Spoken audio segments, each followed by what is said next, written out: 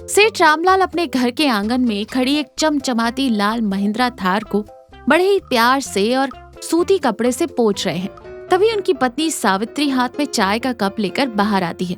सुन रहे हैं जी, सुबह से इस लोहे की गाड़ी को ऐसे नहला धुला रहे हैं जैसे कोई छोटा बच्चा। लीजिए, चाय ठंडी हो रही है, पी लीजिए। ये कोई मामूली लोहे की गाड़ी नहीं है सावित्री, महिंद्रा थार है। पूरे गांव में किसी के पास नहीं है ऐसी गाड़ी। अगले महीने जब हमारा बेटा शहर से शादी करने आएगा तो उसे इसी में बैठाकर बारात ले जाऊंगा। मेरी बहुत पुरानी हसरत थी। हाँ जी, वो तो मैं जानती हूँ, पर मेरी एक बात मानिए, गांव के इन उबड़ खाबड़ और कच्चे रास्तों पर इसे खुद चलाने की कोशिश मत कीजिएगा। शहर से कोई अच्छा तजुर्बेकार ड्राइवर रख लीजिएगा। तभी आंखों पर काला चश्मा लगाए और राम बाबू की एंट्री होती है। राम राम सेठ जी, मैंने सुना आपको अपनी इस लाल परी के लिए एक हेवी ड्राइवर की तलाश है। समझो आपकी तलाश पूरी हो गई। राम बाबू को ऊपर से नीचे तक घूरते हुए कहता है। तू चलाएगा मेरी नई थार? अरे कभी साइकिल के अलावा कुछ और चलाया भी है जीवन में? सेठ जी, क्या बात कर दी आपने। 10 साल का एक्सपीरियंस है मुझे। सिटी में मर्सिडीज, BMW जैसी बड़ी बड़ी गाड़ियां मैंने बाएं हाथ के खेल की तरह चलाई हैं। ये थार तो मैं आंख बंद करके भी चला लूंगा। आंख बंद करके चलाएगा तो सीधा नदी में जाकर गिरेगा। सुनिए जी, मुझे इस लड़के के हाव भाव कुछ ठीक नहीं लग रहे हैं। बातें कुछ ज्यादा ही बड़ी बड़ी कर रहा है। अरे सावित्री, तुम औरतों को इन सब में क्या पता।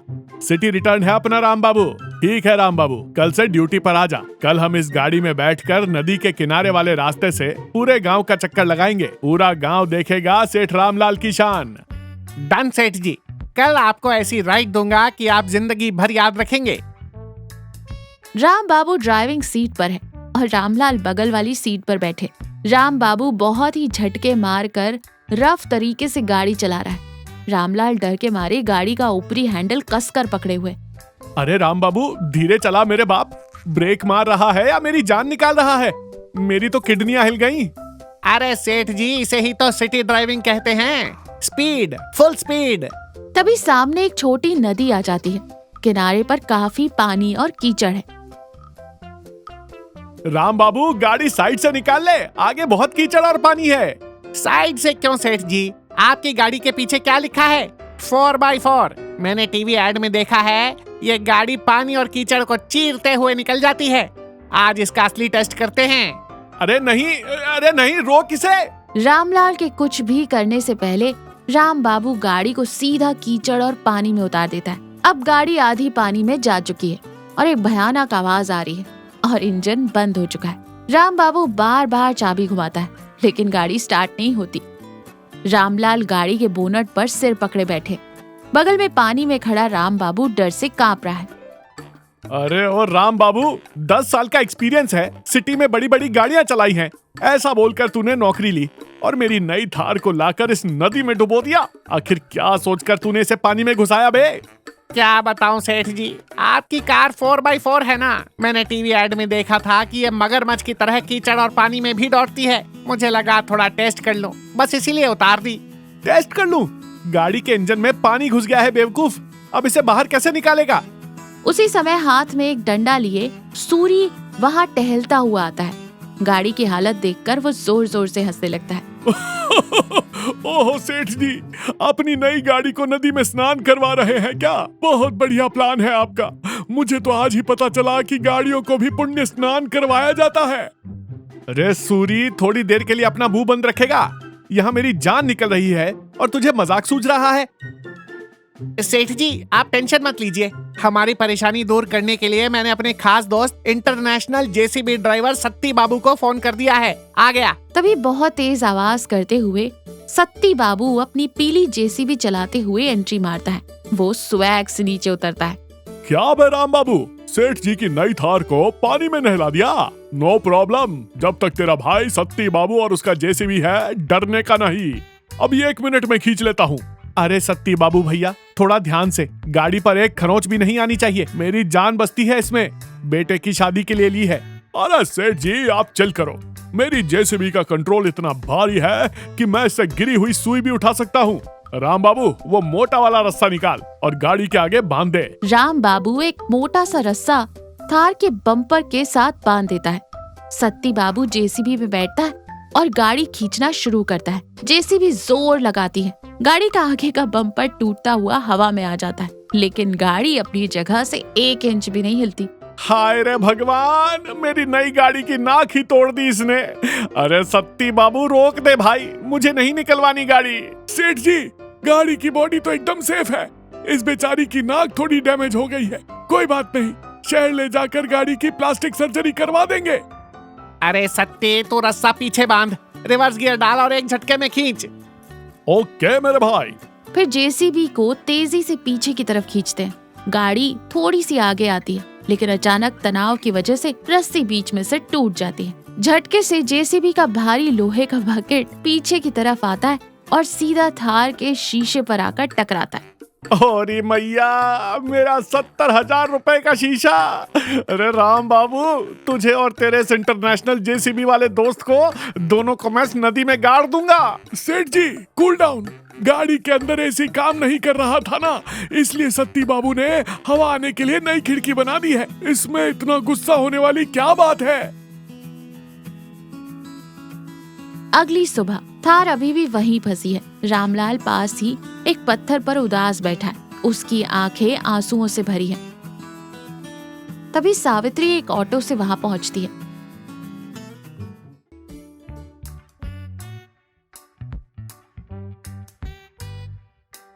गाड़ी की दुर्दशा देखकर वो हैरान होकर कहती है, हे भगवान, ये क्या हाल बना दिया गाड़ी का। रामलाल अपनी पत्नी को देखते ही एक छोटे बच्चे की तरह रोने लगते हैं। मुझे माफ कर दे सावित्री, तू सही कह रही थी। मेरा दिखावा और मेरा झूठा घमंड मुझे ले डूबा। बेटे की बारात के लिए शान से गाड़ी ली थी और अपने ही हाथों से सब बर्बाद कर दिया। सावित्री रामलाल के कंधे पर हाथ रखकर, शांत हो जाइए, जो होना था वो हो गया। इंसान की जान से बढ़कर लोहे की कोई मशीन नहीं होती। आप एकदम सुरक्षित हैं। मेरे लिए बस यही काफी है। लोहे की ही तो चीज है, गैराज में जाएगी तो फिर से नई जैसी हो जाएगी। फिर सावित्री पीछे पेड़ के पास डर से कांप रहे राम बाबू की तरफ मुड़ती है। राम बाबू, पीछे से एक ट्रैक्टर आ रहा है गाड़ी को धक्का लगाने के लिए। तो चुपचाप गाड़ी के अंदर बैठ, स्टार्ट कर और रिवर्स गियर डालकर गाड़ी को पीछे की तरफ ले। ये सुनते ही राम बाबू फूट फूट कर रोने लगता है और दौड़कर सावित्री और रामलाल के पैरों पर गिर पड़ता है। मुझे माफ कर दीजिए मालकिन, मैं रिवर्स गियर नहीं डाल सकता। क्यों नहीं डाल सकता बे? 10 साल का एक्सपीरियंस है ना तुझे। कैसा एक्सपीरियंस सेठ जी? वो तो मैंने 3 दिन पहले संडे मार्केट से 3 दिन में कार चलाना सीखे नाम की 50 रुपए की किताब खरीदी थी। रामलाल और सावित्री एक साथ चौंकते हुए कहते, क्या 50 रुपए की किताब? राम बाबू अपनी जेब से एक फटी हुई किताब निकालते हैं।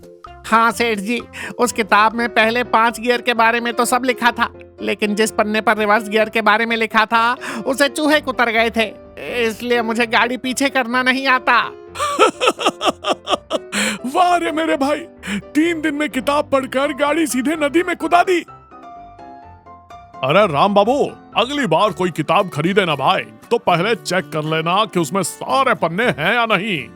इतनी बड़ी टेंशन के बीच भी राम बाबू की इस बेवकूफी पर सावित्री को हंसी आती है। हे भगवान, चूहों की खाई हुई किताब ने हमारी नई गाड़ी खा ली। सुनिए जी, अब इसे मारने पीटने से कोई फायदा नहीं है। अज्ञानता से बड़ा कोई दुश्मन नहीं होता। हमने बिना पूरी जांच पड़ताल किए इसे काम पर रखा, गलती हमारी भी तो है। सेठ जी, मैं बहुत गरीब आदमी हूँ, मैं गाड़ी के नुकसान के पैसे तो नहीं दे पाऊंगा, लेकिन जब तक पाई नहीं चुकता हो जाती, मैं आपके खेतों में बिना पैसे लिए मजदूरी करूंगा। मुझे पुलिस के हवाले मत करना मालिक। तूने मेरी आंखें खोल दी राम बाबू। मेरा वो झूठा रुतबा और तेरा ये आधा ज्ञान, दोनों ने मिलकर इस बेजुबान गाड़ी की जान ले ली। ठीक है, आज से तू मेरे खेत में काम करेगा और मैं तुझे पुलिस को नहीं दूंगा।